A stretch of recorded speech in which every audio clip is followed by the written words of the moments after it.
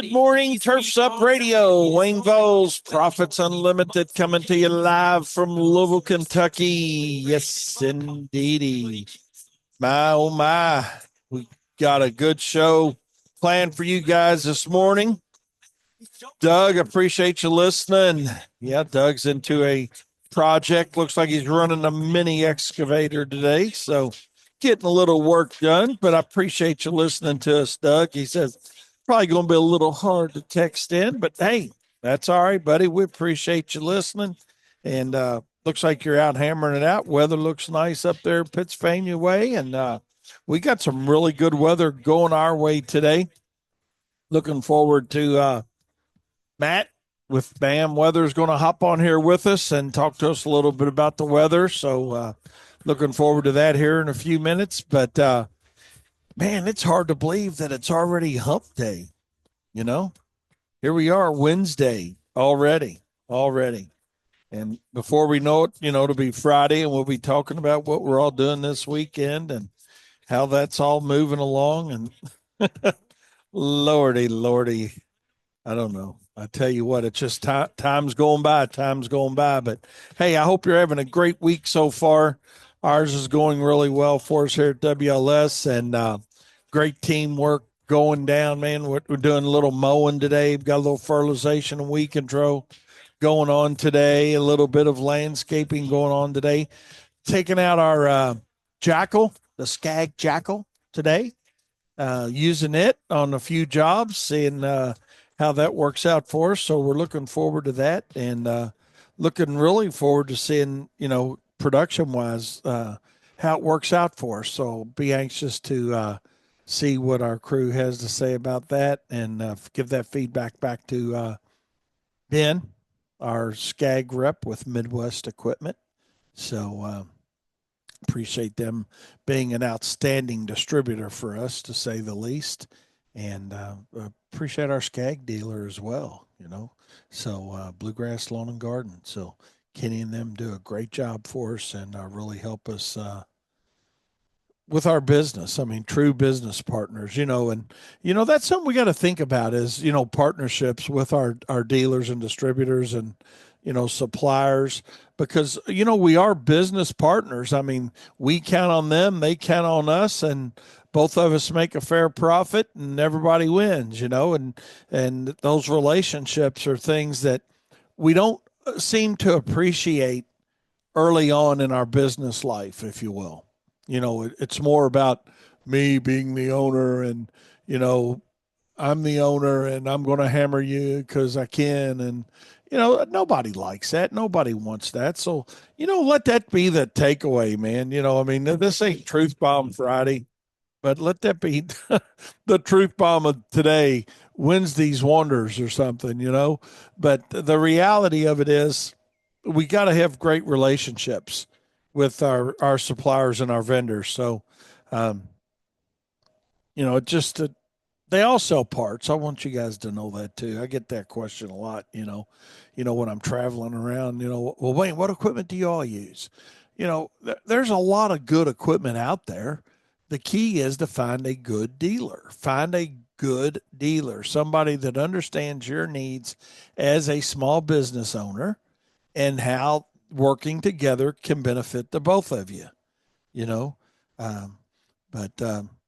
yeah, they all sell parts. I tell people that all the time, man. They all sell parts, but I mean, some of them do, or all of them do have, hey, they might do this a little bit better than their competitor kind of aspect to it. But, the reality of it is, there's a lot of good manufacturers out there. There's a lot of good equipment out there. And it's just up to you to find a dealer that wants to partner with you.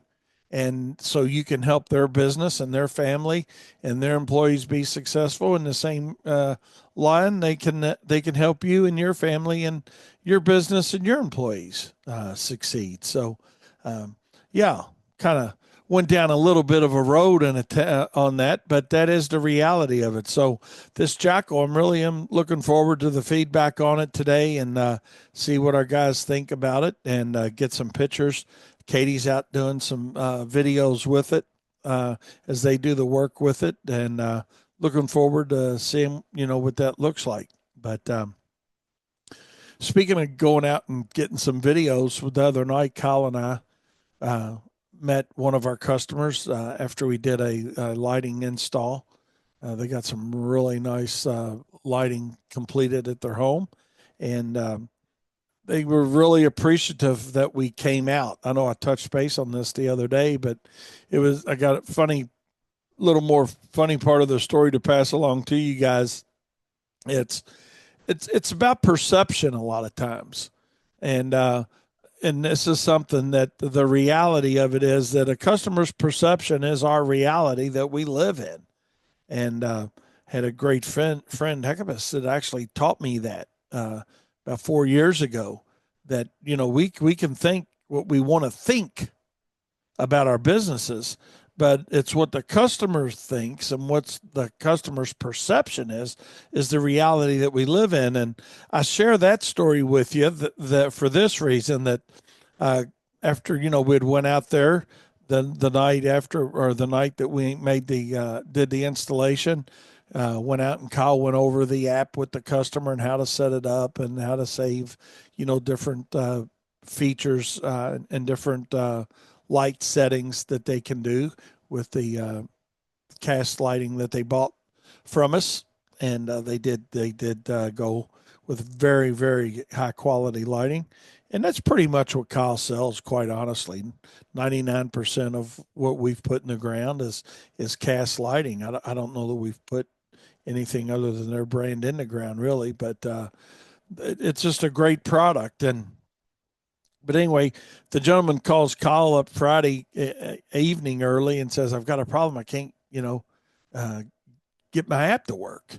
And so but what he was trying to do was just simply trying to uh, work his lighting system without his lights actually on.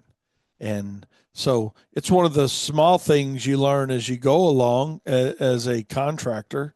Uh, to be sure to tell, that's something that we'll add now in part of our presentation after we do our install, that hey, your lights got to be on, you can't go in and adjust your lights, blah blah blah.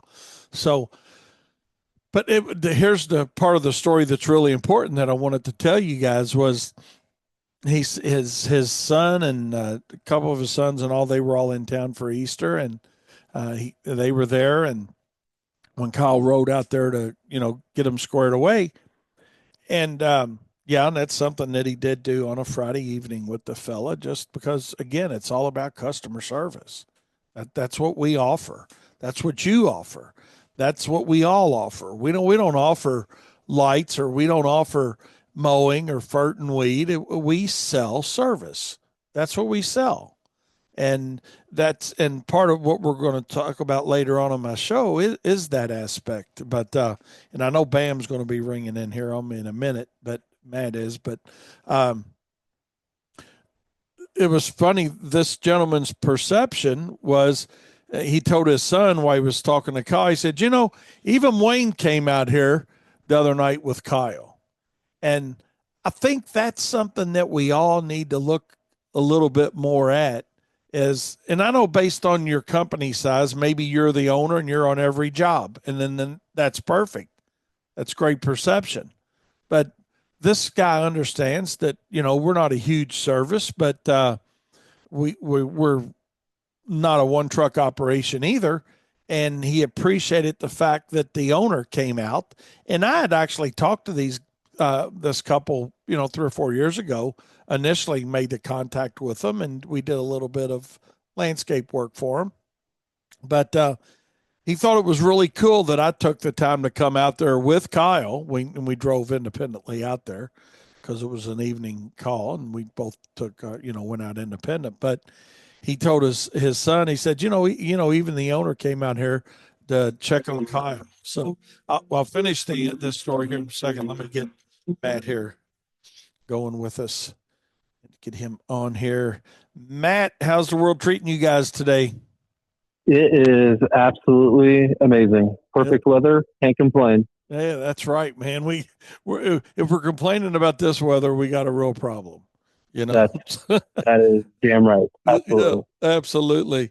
But hey, I appreciate you hopping on with me today. And yeah, and I want to hear what you got to say about the weather. But as you're doing that, uh, I got something for you to just think about.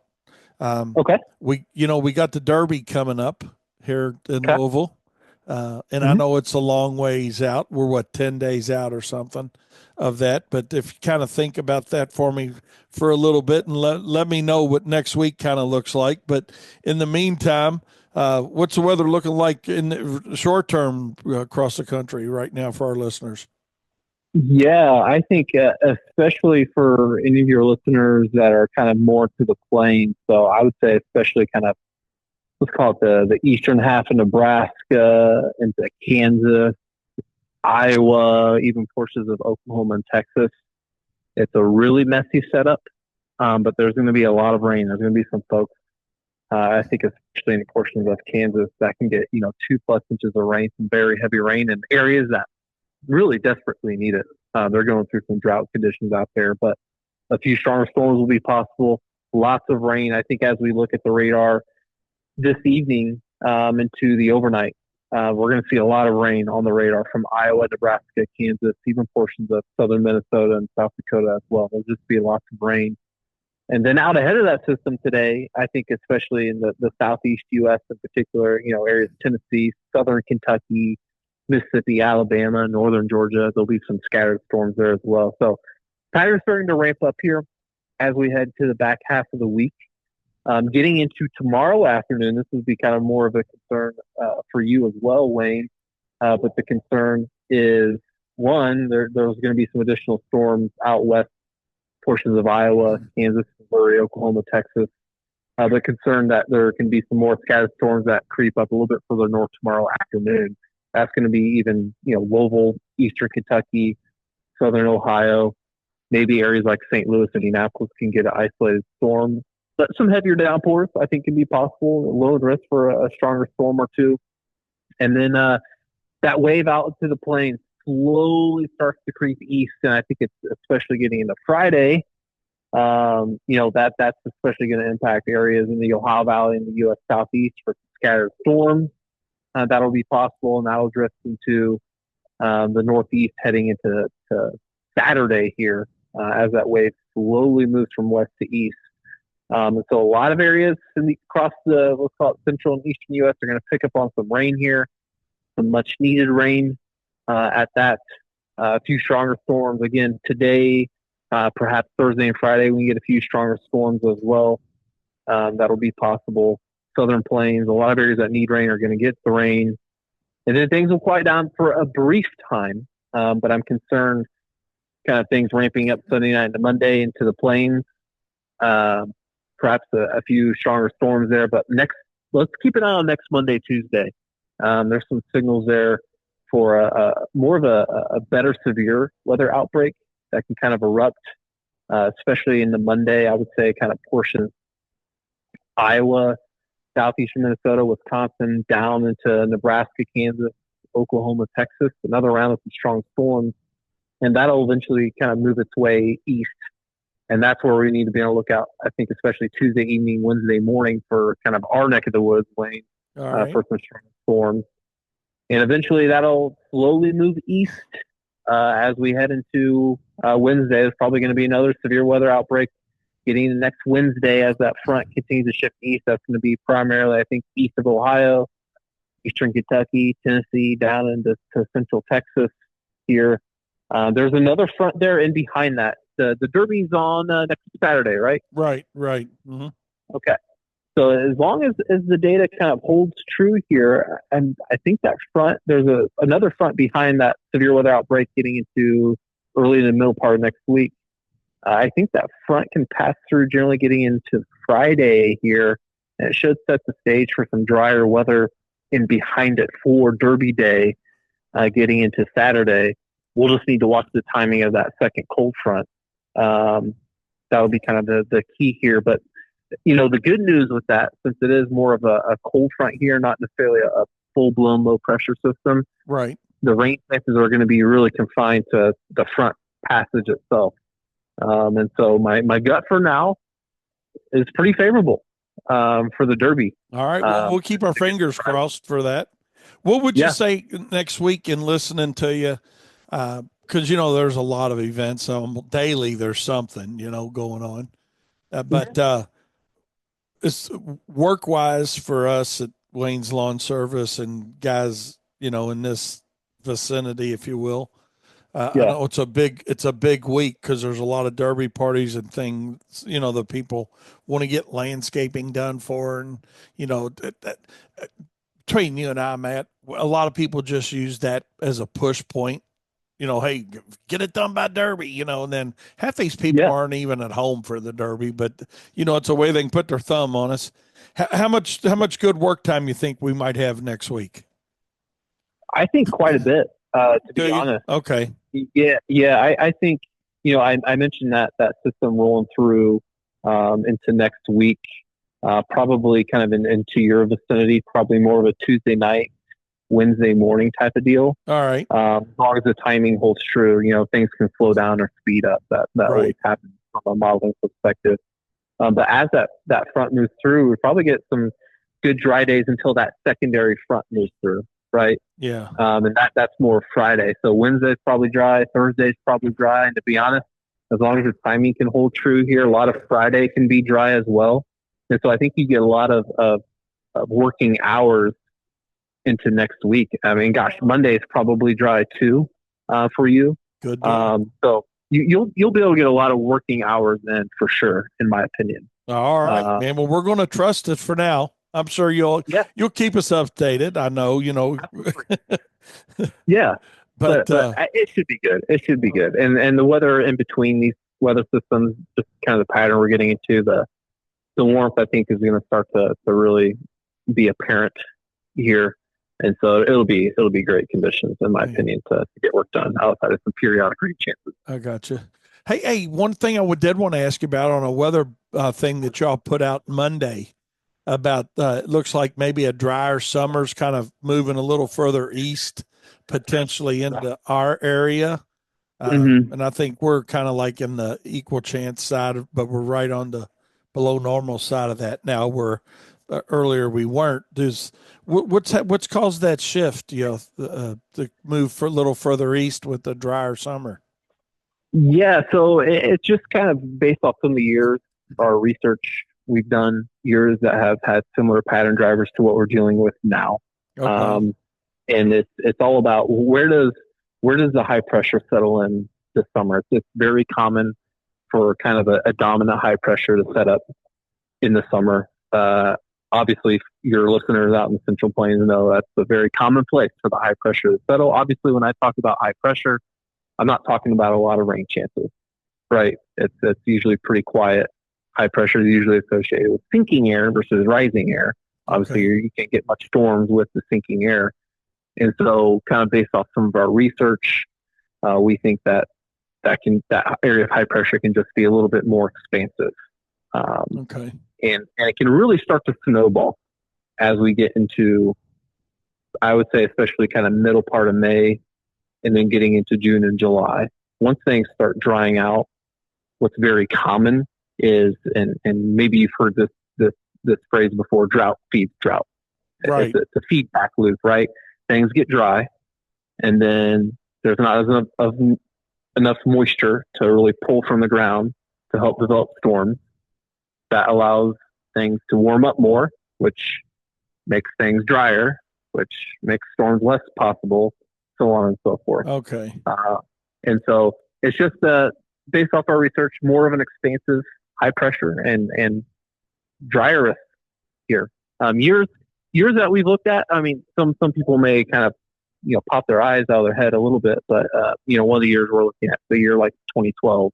We're not forecasting it like 2012, but that's especially in ag circles notorious for big time dryness. But for your listeners out in the plains, they're in a spot. Iowa, the Dakotas, Nebraska, Kansas, especially northwestern Missouri. Those areas we're definitely concerned about for some drought conditions. Pretty dry stuff. Really, yeah. All right. Yeah. So may lead to some fall seeding work for I mean, looking at it from outside the agriculture side of the farmers and whatnot, because that's a Yeah, different set of problems for them. But right. for the lawn and landscape contractor, it's we're going to have to make sure customers are watering installations to say the Yeah, least, because they're going to be wanting items warranted or whatnot, and then also, but it could bring on a revenue stream of seeding work in the fall. Then is what it sounds like, maybe. So good deal. We'll kind of yeah, look at that side of it from a for business sure. side. Yeah, and definitely, the sprinklers will be running for a lot of areas. Areas where it's probably a little bit more consistently wetter this summer is around that high pressure is where the better rain chances will be. So Okay. any of your listeners kind of southeast US, Florida, East Coast, there's probably going to be more rain opportunities there throughout the summer because on the outside of that high pressure, that's where the rain's happening. Okay. That's where the action happens. Now, for us, the Eastern Ohio Valley, let's call it, there will be better chances versus those areas out in the Central Plains. It's probably not going to be, completely bone dry. We're talking about no moisture at all, right? I Right. think there'll be some opportunity. Um, Yeah, because I you know know, in looking at that map you guys put out, I mean, even just 100 miles southeast of us is an above normal potential. You right. know, And, so and that's very common. It is there's probably going to be a pretty sharp cutoff between those who are doing great with moisture and those who are really struggling. the have I and do, have nots is not going to be a wide gap, is what you're saying. yeah, yeah. It So probably will be half a state, if that. Kind of a difference between those who are in a good spot and those who are feeling pretty dry. But I do think there will be extended periods in summer for areas like Louisville, Indianapolis, Lansing, St. Louis, kind of along that eastern okay, periphery of our dry on our outlook. Extended periods of dry, which, to be quite honest, that's how the past seems like 5 years have played out. right. Right, we get these longer stretches of dry, and then you get a slammer of a storm that brings 2-3 inches. That definitely is in the realm of possibility. And in fact, anytime we get these big areas of high pressure out in the plains, and we get that all this heat to build up there, sometimes that can help allow for, you may be familiar with the term called a derecho, right? The Yes, big yes, yes, part. yes. That's usually in the environment that they form. They form on the top of those high pressure, where all the heat and instability is building, and then you get these big blobs of storms that kind of work their way down, and it's very common, in the Ohio Valley, Northern Plains in particular, for these storm systems to kind of evolve these derecho type of storms. Of course, they don't happen all the time. They're fairly rare, so it's not like we're going to get tons of them. That's not likely to happen. But at times, that would be the concern, right? So that's definitely going to be a risk. I think, especially folks in the Northern Plains, Great Lakes, and I would say even Eastern Ohio Valley. In fact, I mentioned the year 2012, even a year like 2011. That's another year we've been looking at. They had some of these really strong storm clusters that went through. So, Yeah. time to time, Yeah. Well, we're going to have only to deal time with will tell, I guess, right? And as we that. get Right. a little closer, you guys will be perfecting that forecast. So, Yeah, um, 100%. man, we Absolutely. appreciate everything, the BAM weather does for us. And like I always say, it's certainly return on investment for us and for you guys that are looking for accurate weather forecasting. And I don't want to paint the sky too blue because that's always hard, but no pun intended. But Right. the reality of it is, I mean, you guys are worth every penny spent, man. I mean, it really is, and then some. So just to know, just a preliminarily schedule as well as active day scheduling, man, that y'all help with. So, Right. that the Love that. value to that's incredible, to a Right. business.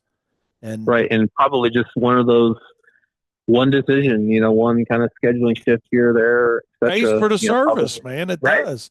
right there. Yeah, I mean, one day of launch or don't launch, more importantly, when you tell us not to launch, saves us money as well as the days, that you say, yeah, go ahead and go, Right. and, And you guys have tons to worry about too, right? you know, It's not your job to be a meteorologist.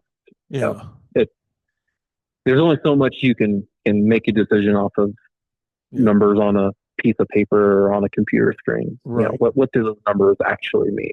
Let me You ask you so, something about water, if you would. Rain, sure. rain specifically, and it may be Okay. outside your expertise. I don't know, but why does We'll it see. seem like in the any time of the year, but Uh-huh. specifically in the summer, when it's dry and then you finally do get rain, that Hmm.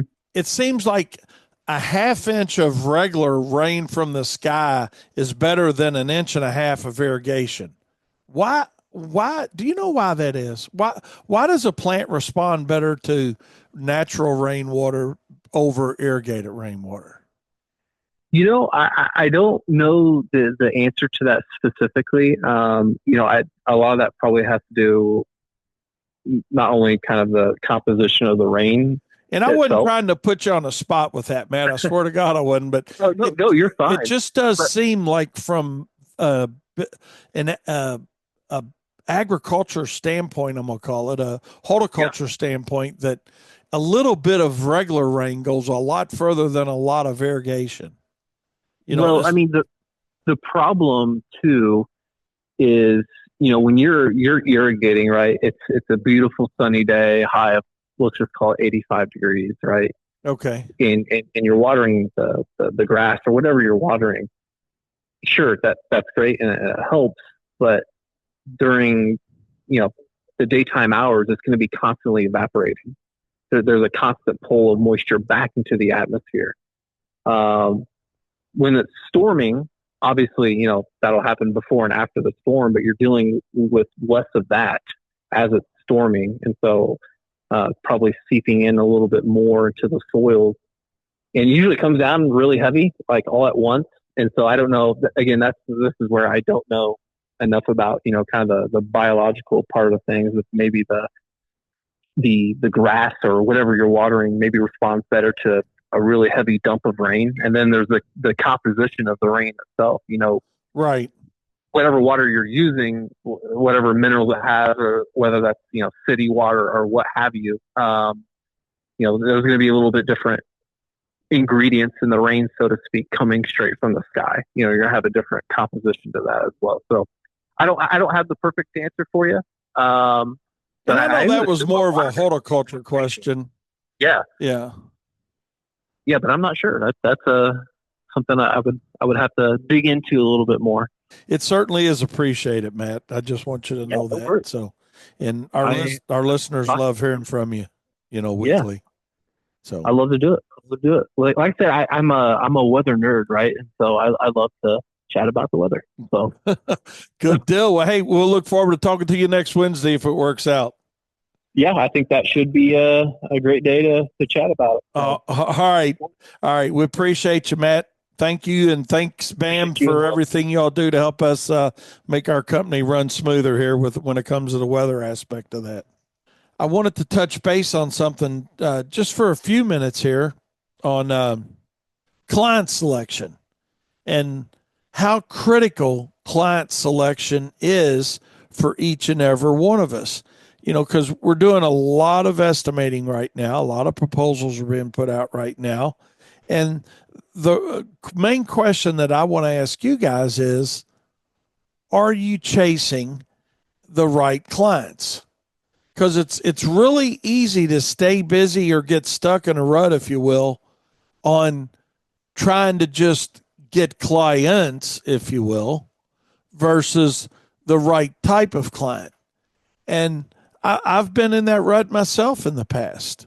That sometimes we think about client count versus quality of client. And I just want to reiterate that a little bit today on my show because if we're constantly, and I don't mean this in a derogatory way or at all, and sometimes you don't even know that you're going after the wrong client. And I am a firm believer in that. That there were a lot of years.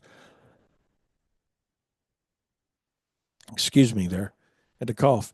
There was a lot of years when we didn't realize we were targeting the wrong demographic, for our service. And the thing is, based on your company size, you may have different demographic targets. And Dan did not get into this last night, just for the sake of time. But, you may be going after different types of demographics, and it's perfectly good based on the diversification of services that you have and that you offer. You know, um, let's see what we got.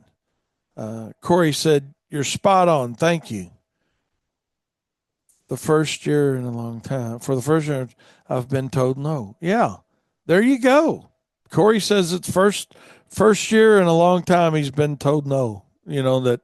So absolutely, it's okay. No is okay, but focus on that right clientele. Because what happens if we don't, it's kind of like, I don't want to use the word stuck. Maybe that's not the right word.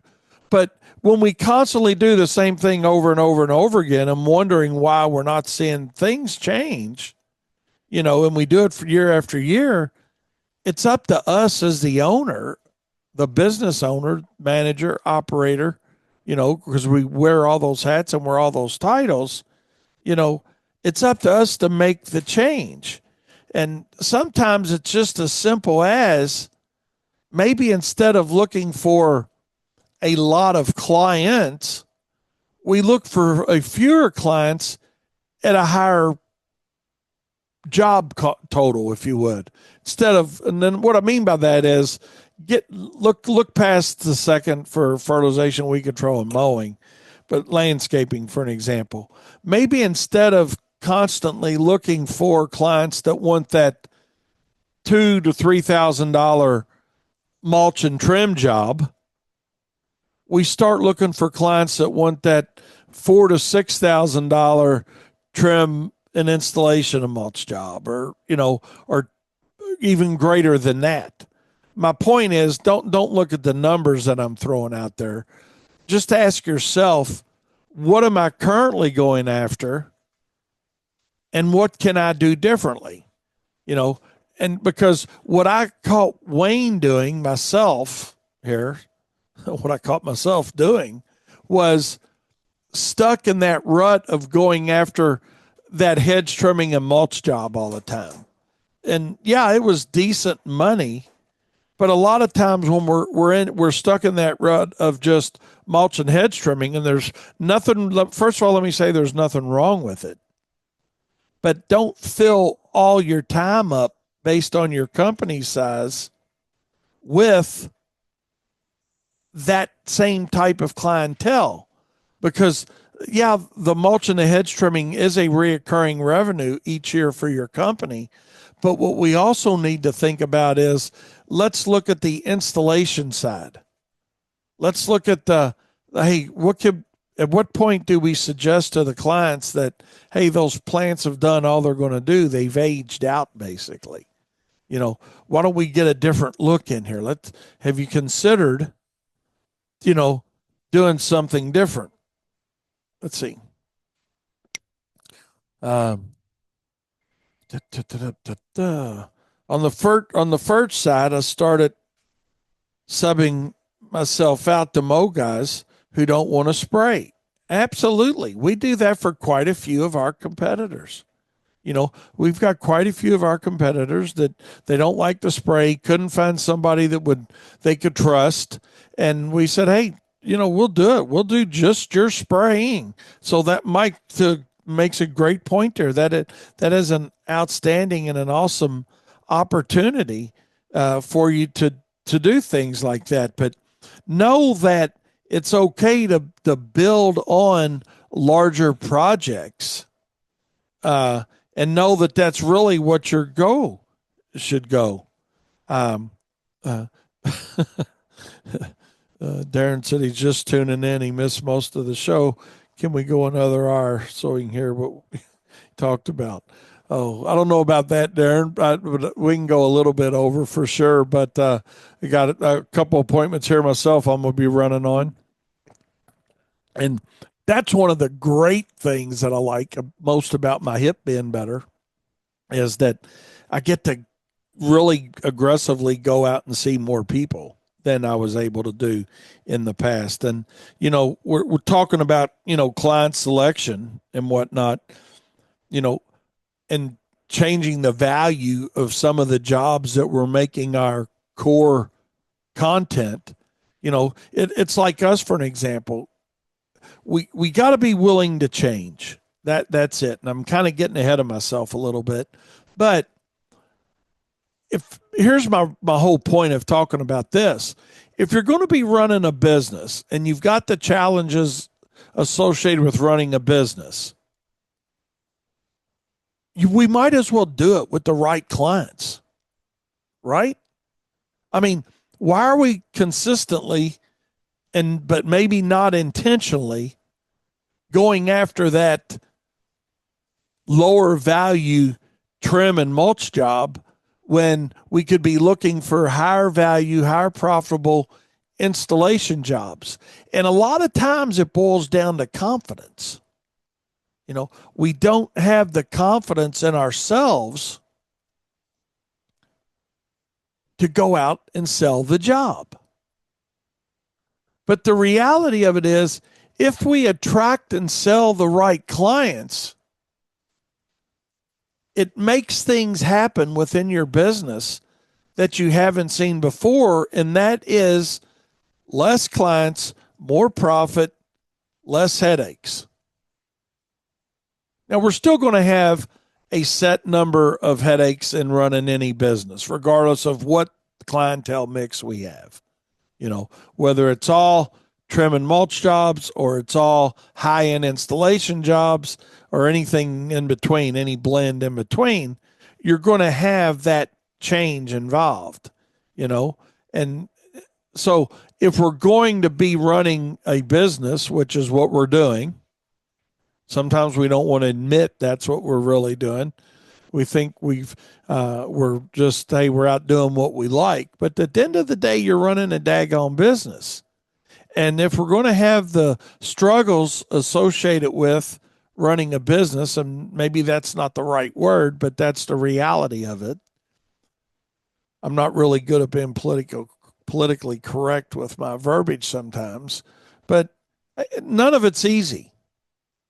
None of it's easy. Now, we can make it easier than it is by changing some of our client content up, if you will.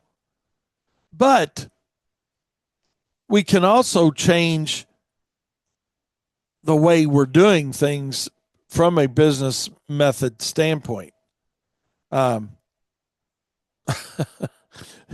hear you. He says, I keep no more than 5% of little old ladies with sob stories and discounts.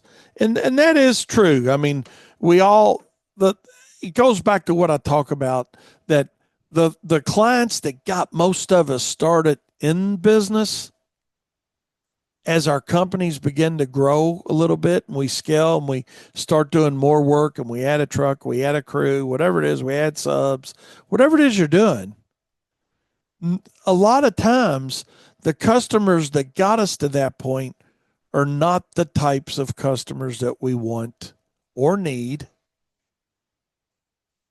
to take our business to the next level. So I'm not telling you that you've got the wrong clientele.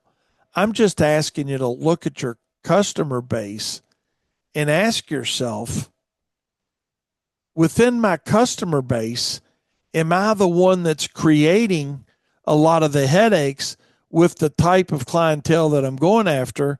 Whether it's, and I say this with all due respect, the little old lady on Social Security, the person that's working more on a limited amount of disposable income, because that's what I'm after in the residential market.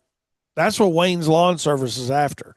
I'm after people with an ample supply of disposable income that want things. Then the key word is want. Because whether you believe it or not, I want you to believe it. There is only two reasons that people need us. They either want something or they need something. That's just it. They either want a nice landscape or they need a landscape. But what we got to ask ourselves, and I know this, I'm repeating myself a little bit here, but are you going after the clientele that wants something and not the clientele that needs something? Because at the end of the day, ask yourself, what do you spend more money on? Generally. Now, there's outliers and rule breakers to all this. But most people spend more money on things that they want versus things that they need. When we need something, we become more of a price shopper. When we want something, we know what we want, we'll go after it, we buy it, but we got to have the disposable income for that. And that's why I said what I said about we go after clients that want things and not need things, because we know they have more of the disposable income. Now, some people that don't have the disposable income want more than what they can afford, and they become the ones with the hammer.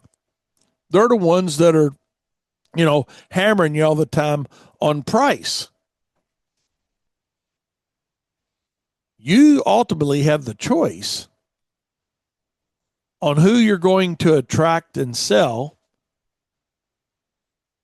And the question is, how do we attract a better client? And it's not always fancy ads and pretty pictures and, brand new trucks. And that's not always how you do it. But certainly those are things that should be considered when you're deciding on the clientele that you want to go after. When we look at how do we attract a better client,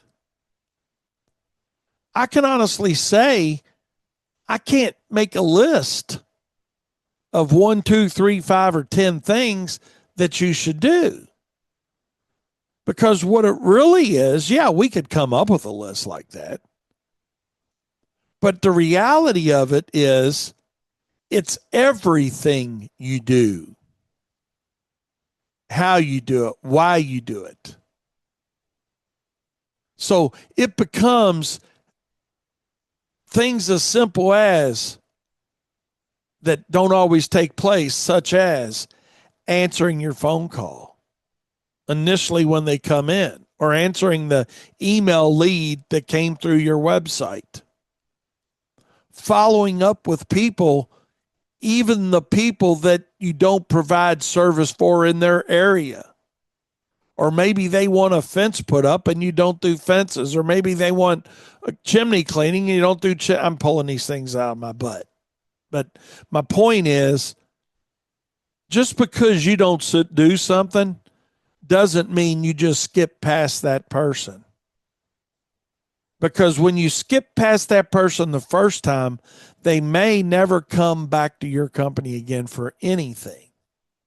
That's why we give anybody that calls here the professional courtesy of a phone call back and let them know that, hey, you called, ask us about getting some concrete work done, or a roof put on your house, or, being the tooth fairy for a night, or whatever the hell it is that we don't do.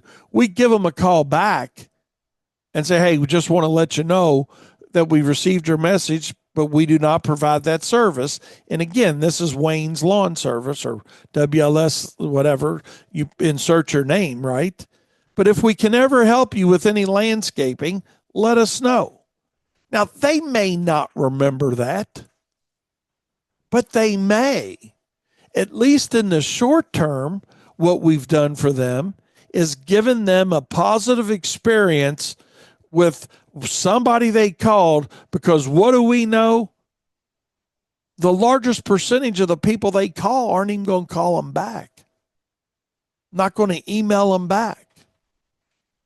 And it's like, God, no, but does anybody in this industry return calls? We get that a lot.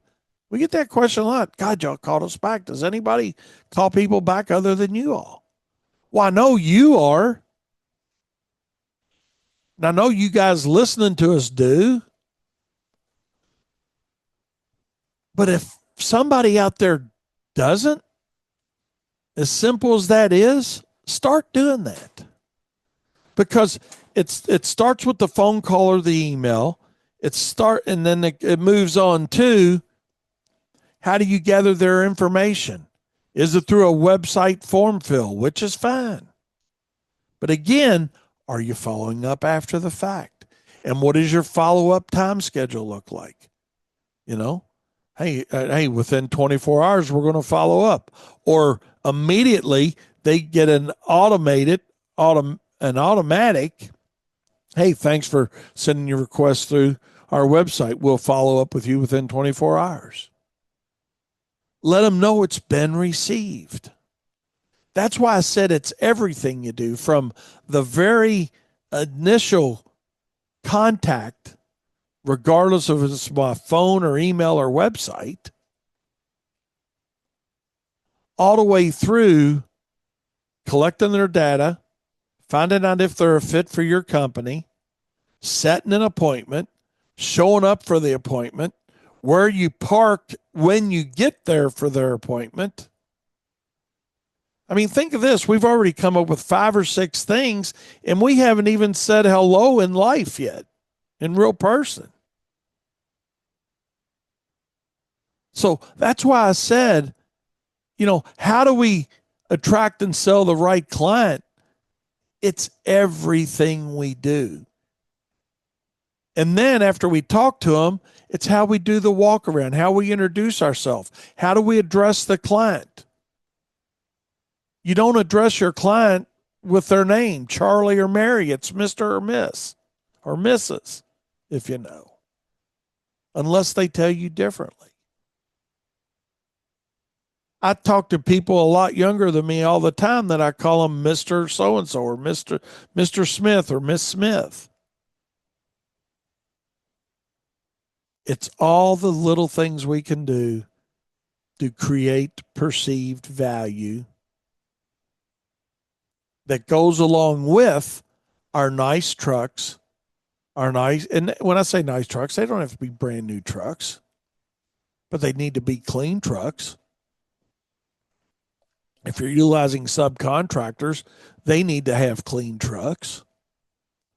They can be work trucks, but there's no reason that they got to be dirty.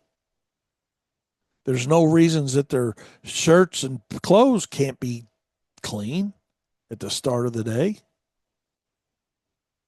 It's all about creating perceived value. And when you finally start attracting that type of client based on the perceived value that you're creating within your own market for your company,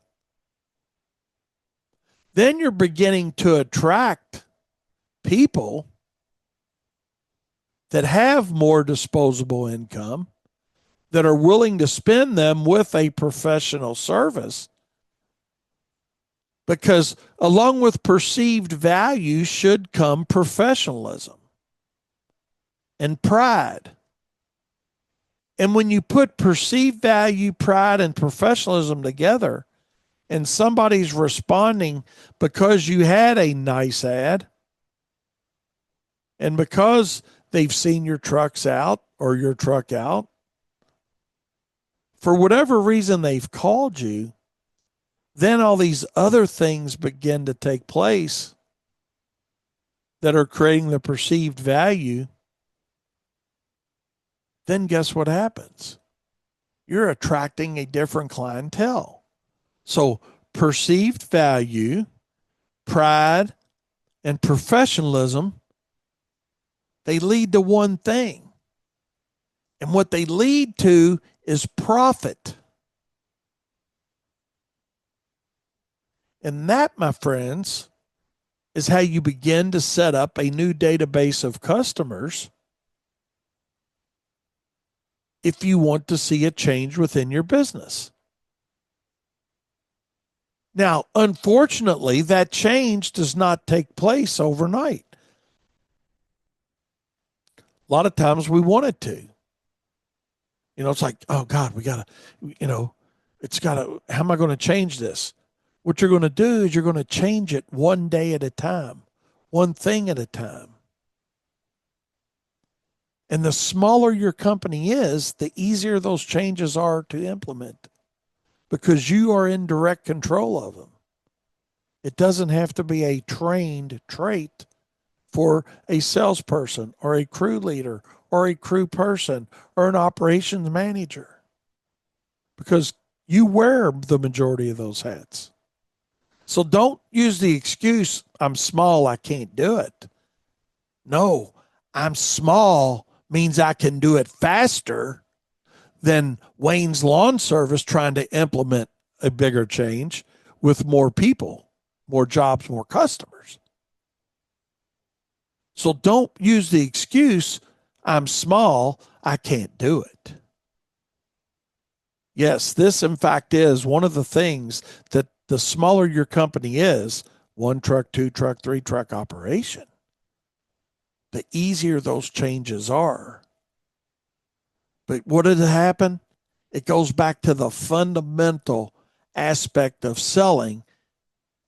And what's the most important thing in selling? It's not the price. It's not the loyalty of the client. It's not a relationship with the client. The most important thing in selling is you got to sell yourself first. You got to believe that the changes that you're going to make within your company are worth the pain of change.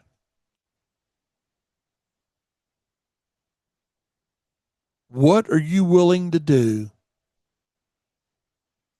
to go through the pain of change? I had a gentleman explain that to me, Fred. If you're listening to me still, my friend, I was doing a seminar up in Fishers, Indiana. And he's the one that educated me to the pain of change many years ago. I was up there talking about contracts and the implementation of contracts and proposals within your business. And he said, Wayne, this reminds me of something my grandfather used to say about the pain of change. And that's why I say I learned from you guys as well. And this is what I want you guys to learn today from me.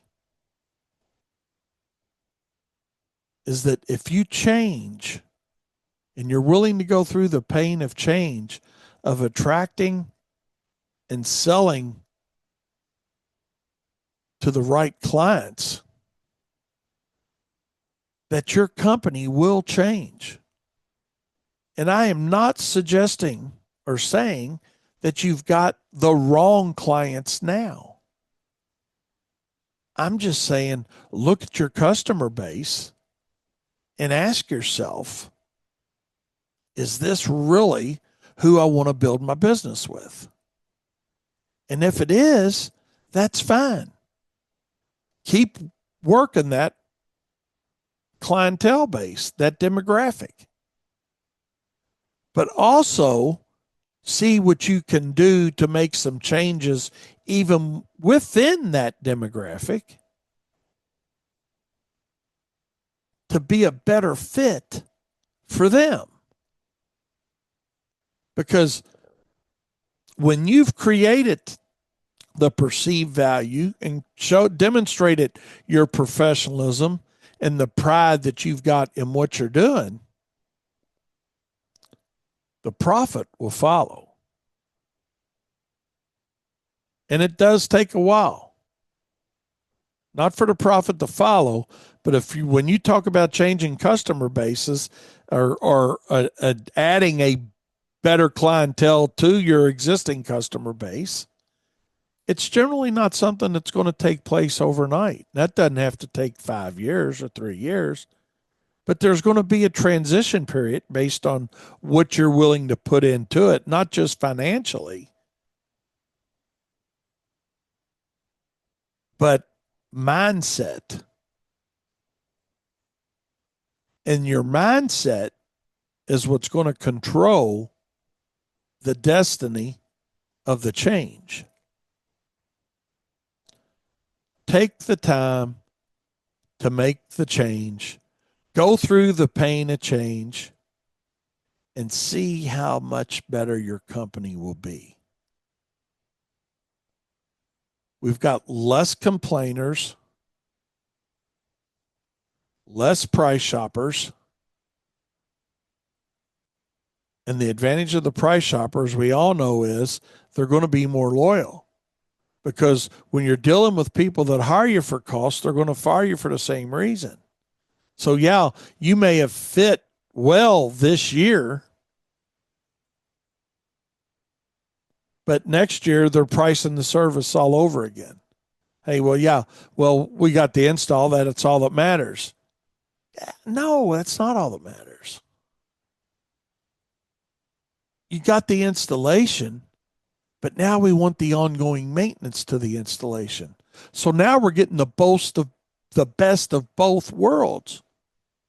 We're getting the reality of the big good push of the new install, but the reoccurring revenue of the maintenance on the new installation. Don't give the good stuff away. We're not intentionally giving it away. We're giving it away because we don't know what we don't know about looking for a better clientele.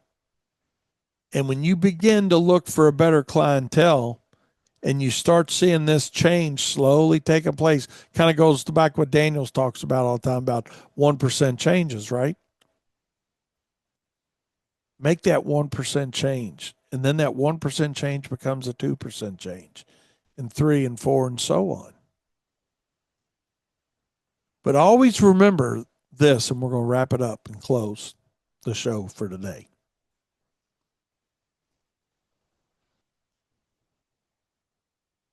If you're going to run a business, and that's what we're all doing, and we're going to have the challenges with running a business, and that's what we all have, we might as well do it with the best clientele that we can put into our business. Because that's going to give us the greatest opportunity for success and profitability, the least amount of headaches. And how are we going to do it? It's everything we do. It's not one line item. It's everything we do is going to create perceived value, professionalism, pride, and profit. And profit, my friends, is not a dirty word. We'll see you Friday.